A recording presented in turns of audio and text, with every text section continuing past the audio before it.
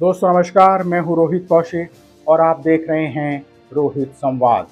दोस्तों, कथावाचक स्वामी अनिरुद्धाचार्य ने लड़कियों पर दिए गए अपने विवादित बयान पर माफ़ी मांग ली है, लेकिन अभी कई लोग स्वामी अनिरुद्धाचार्य द्वारा दिए गए बयान पर उन्हें माफ़ करने के पक्ष में नहीं हैं।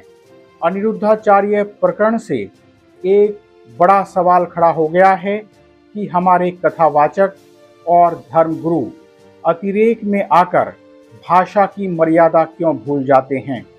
भले ही इस तरह के बयानों के पीछे ऐसे कथावाचकों की भावना गलत न हो, लेकिन मंच पर बैठकर सभ्य भाषा की उम्मीद तो रखी ही जाती है। हालांकि ऐसे कथावाचकों का कहना होता है कि वे समाज को गलत दिशा में जाने से बचाने का प्रयास करते हैं। अगर कथावाचकों की यह बात ही मान ली जाए तो क्या उनसे यह अपेक्षा नहीं रखी जानी चाहिए कि वे समाज को गलत दिशा में जाने से बचाने के लिए गलत शब्दों का इस्तेमाल न करें, सही शब्दों का इस्तेमाल करें। सवाल यह भी है कि सही और गलत की परिभाषा क्या है। क्या कथावाचक ही इस समाज के गलत और सही व्यवहार की निगरानी करेंगे? क्या कथावाचक की दृष्टि ही इस पूरे समाज की दृष्टि हो सकती है? अगर आपका उद्देश्य सही है तो उसके लिए सही शब्दों का इस्तेमाल करना भी उतना ही जरूरी है। दोस्तों, कथावाचक अनिरुद्धाचार्य अपने बयान को लेकर तब घिर गए जब उन्होंने महिलाओं और लड़कियों को लेकर गलत शब्दों का इस्तेमाल किया, गलत शब्दों में कुछ टिप्पणियां कर दी। इसके बाद कई जगहों पर प्रदर्शन हुए और महिलाओं ने, लड़कियों ने उनके बयान पर नाराजगी जताई। मथुरा बार एसोसिएशन की महिला अधिवक्ताओं ने उनके बयान को संविधान विरोधी और भड़काऊ बताया। विवाद बढ़ने पर अनिरुद्धाचार्य ने अपने बयान पर सफाई दी और माफी मांग ली। अनिरुद्धाचार्य ने कहा था कि लड़कियों की शादी की सही उम्र 25 वर्ष से पहले होनी चाहिए। उनके अनुसार अगर लड़कियों की शादी देर से होती है तो उनके कई बॉयफ्रेंड बन जाते हैं, जिनकी संख्या 4 से 5 हो सकती है।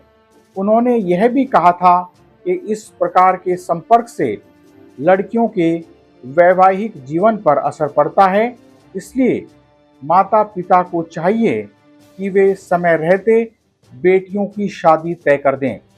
अनिरुद्धाचार्य ने यह भी कहा था कि लड़की लाते हैं घर में 25 साल की, अब 25 साल की लड़की 4 जगह मुंह मार चुकी होती है। जब जवान होकर आएगी तो स्वाभाविक है कि उसकी जवानी कहीं फिसल जाएगी।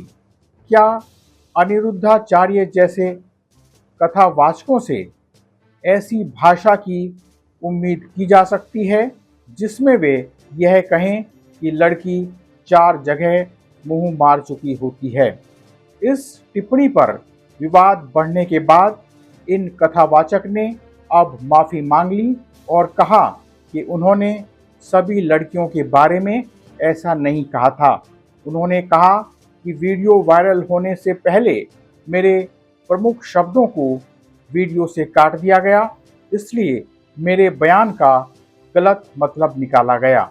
आपको बता दें कि सोशल मीडिया पर स्वामी अनिरुद्धाचार्य के कई शॉर्ट वीडियो वायरल होते रहते हैं, जिसमें कई बार हास्य और व्यंग का पुट भी रहता है।